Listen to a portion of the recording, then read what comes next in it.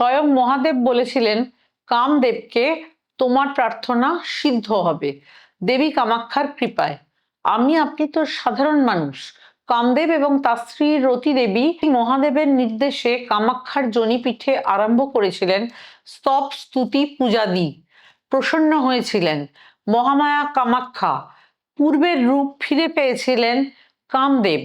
যারা প্রকৃত সমস্যাগ্রস্ত, কোনোভাবেই সাফল্য পাচ্ছেন না, শত্রুতার জ্বালায় জেরবার, তারা কাজে লাগান তন্ত্রের সর্বশ্রেষ্ঠ পীঠ, তন্ত্রের শ্রেষ্ঠ তিথি অম্বুবাচীকে।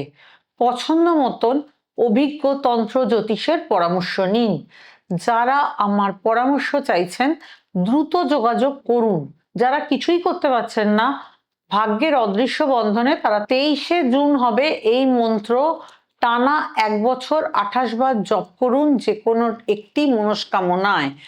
ওং রিং রিং ক্লিং ক্লিং কামাক্ষা কালিকা ওই নমঃ। পূর্ণ হোক সকলের মনস্কামনা।